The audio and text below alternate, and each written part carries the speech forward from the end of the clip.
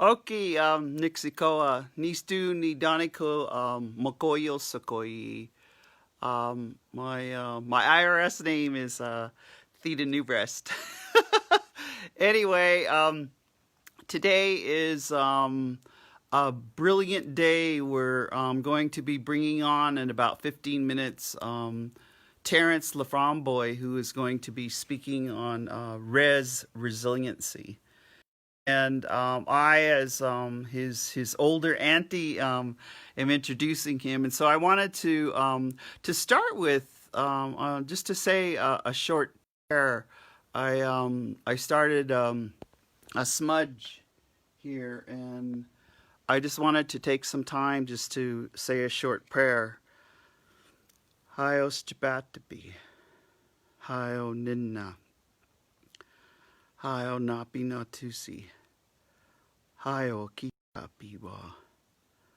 Spumukana sitsikai, kainai, abatsa pikani, namskapi pikani. Hayo ninna.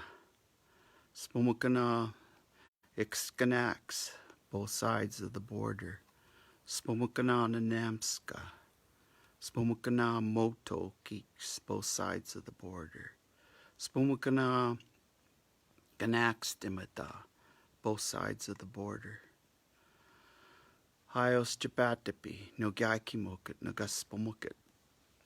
I just wanted to just say just that little short prayer. And I'm a practicing speaker.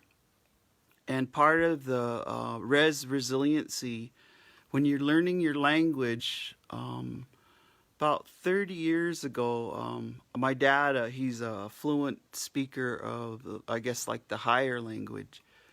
I made my own prayer in English, and then I had him record it. And back then, we were on cassettes and stuff like that, And anyway, that's how I started learning. And what I noticed is the more I pray in our language, the more.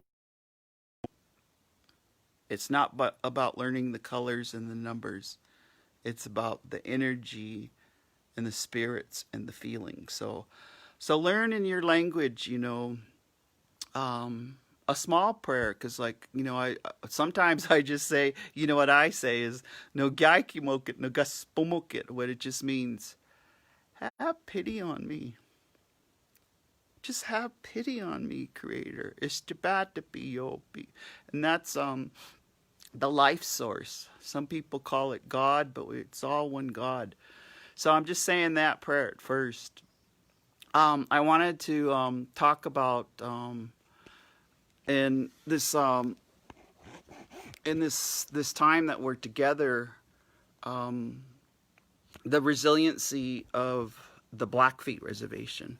And right here, I just kind of put. I wanted to talk about why it's important that we all put our flag up. And I noticed, when I go to Australia, I've been traveling there since 2004, New Zealand. All of the indigenous, part of your resiliency is always carry your flag. And if you don't know what your flag is, make your flag. And Europeans have a family crest, but we were taught by Andy Blackwater. This is I always carry this little flag because it's the Blackfoot Confederacy, the Siksikatepi. And Andy told us in 2000, this is like 2000, 5. He said that no matter where we go, you carry this flag, because even if it's just one of you, you carry that flag. So, if you're, there's 278 reservations in the United States, and there's over 50 entities in Canada. We can go on and on. Carry that symbol with you, because you never know when you have to show it. You never know. And so I always, part of the resiliency here is even Terrance at LaFromboise, that's going to be coming on in about 10 minutes, because we've asked him to be our guest speaker, is he's in his football team. One of the things he did last year, Terrance had all of the boys in the front when they were marching out onto the football field had this flag. And God, everybody just got tears and got stood up and were proud. And so that's part of resiliency. A couple of things I wanted to, and this is, I love our elders. They're always, so this is right here. See this? This is our little cheat sheet that that Charlene Prairie Chicken Shoe put together. And what it is the 11 Blackfoot values in Blackfoot and in English. I'm just going to read them. Spirituality, kindness to others, respect to others, purpose for being there, to be Blackfoot, being able to take on tasks independently, being helpful to others. Everything comes to I should put my glasses on, just trying to be cool, okay. Everything comes in pairs, and that one, number 8, is important because in gathering medicine and all of our medicines, it has to be in 2, 4, 6, 8. So that pairs, and a lot of our ceremonies is you have to have male, female in those ceremonies. Okay, so the 9th is everything is given to a person to do what they want with it. So it's with knowledge. So like this hour, we're giving you some knowledge, and what you do with it is good. 10 is to transfer something to others, and that's very important because with Terrance coming on, Terrance is my nephew. I have 64 first cousins, and I have hundreds of nieces and nephews. And it's my responsibility, because I'll be 65 years old, that I have to transfer what I know so that when I die, and I'm not afraid to die, my responsibility is to teach as many young Blackfeet as I can, and others that come into my atmosphere, to teach them some of these values. And this one is very important, the last value. It's to be observant of your environment, to notice things. And like right now, we're getting ready for the equinox, which is September 26th. So a lot of ceremonies will be happening because of that. And being, especially aware, these fires are teaching us, this virus is teaching us, because and the climate change is teaching us. You have to be very observant of what's happening with the earth, because when the earth is disturbed, also the emotions and the water inside of people is disturbed. So that's another resiliency, is just, pay attention. It's just like, one of the things is, someone's immature when they complain about the weather, because, geez, you've been taught that this happens 4 seasons, and yes, it will change, and yes, you got to adapt. So quit your complaining. It's so crazy. Anyway, the other framing resiliency that I wanted to just say before we bring Terrance on, it has to do with making a nest, we call it in Blackfoot. I didn't realize, when I was born in 1956, this is all the hair that I've been saving, because our hair is that's our ancestors. And I did it without knowing, just always saved it. I never only trim it on the full moon.